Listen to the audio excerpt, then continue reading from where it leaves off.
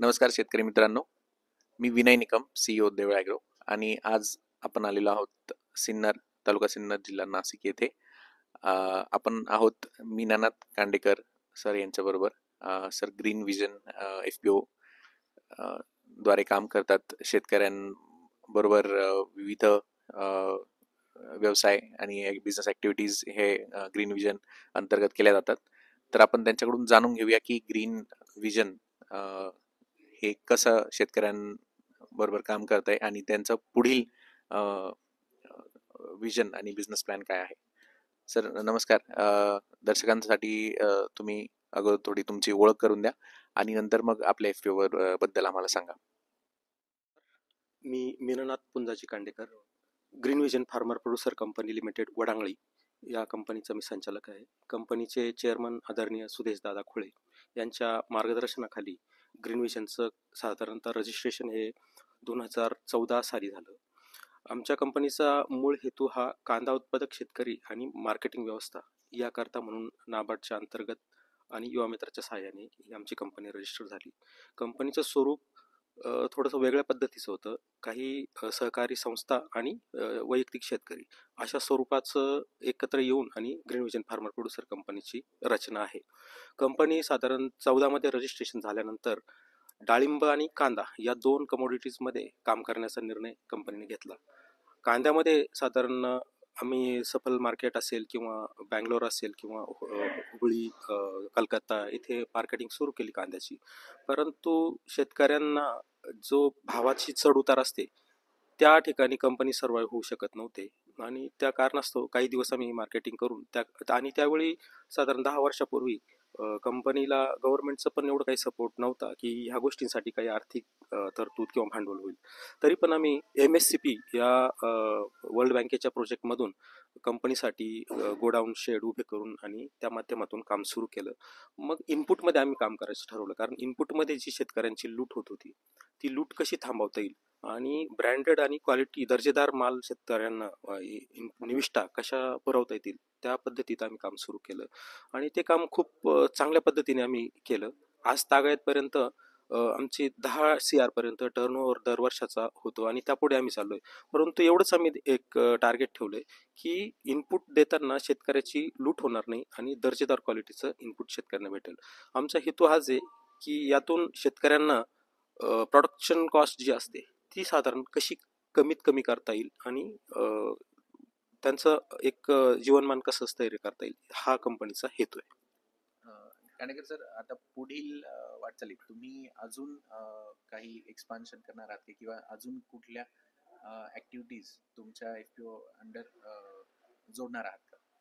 निश्चितच आम्ही आता इथून पुढच्या काळामध्ये आम्ही FPO याच्यात इनपुटमध्ये तर स्टेबल झालोय आणि इनपुटमध्ये जास्तीत जास्त तालुका लेवलपर्यंत शेतकऱ्यांना कसं ह्या सुविधा देता येतील त्या संदर्भात आमचा आता प्रयत्न असणार आहे की तालुक्याच्या ठिकाणी जाऊन किंवा तालुक्याच्या विविध भागांमध्ये ह्या रासायनिक खतांच्या सुविधा किंवा पेस्टिसाईडमध्ये थोडं आम्ही काम कमी करायचं ठरवलं आता आणि जैविकमध्ये जास्तीत जास्त गव्हर्नमेंटचे जे प्रोजेक्ट येतील त्याच्यातून आम्ही तालुका लेवलच्या शेतकऱ्यांपर्यंत माल हा कसा पोहोचता येईल इनपुट याच्यामध्ये काम करण्याचा आमचा मानस आहे इथून पुढे आणि त्या पद्धतीने आमचे प्रयत्न पण चालू आहे. सर तुम्ही आता इनपुटमध्ये काम करताय गेल्या अनेक वर्षापासून आणि खूप यशस्वीपणे, म्हणजे 10 करोडचा टर्नओव्हर करणं ही छोटी गोष्ट नाही आहे. तर बरेचसे FPOज आहेत, FPO संचालक आहेत की जे इनपुटमध्ये नुकतेच त्यांनी काम चालू केलंय किंवा त्यांना करायचंय. तर ॲग्री इनपुटमध्ये यशस्वीपणे काम एखादा FPO कसं करू शकतं किंवा त्याचा एक तुम्ही जर काही मूलमंत्र सांगाल की तुम्ही ह्या 2 किंवा 3 गोष्टी खूप चांगल्या केल्या जेणेकरून तुम्ही आज ह्या पातळीपर्यंत पोहोचले आहात, तर मग जे इनपुटमध्ये FPO काम करतायत तर त्यांना तुम्ही काय सूचना द्याल की कशा पद्धतीने तेही त्यांचा बिझनेस ग्रो करू शकतात जेवढा तुम्ही तुमच्या FPOचा केलाय ॲग्री इनपुटमध्ये, तर मग त्यांना तुम्ही काय 2-3 सूचना सांगाल?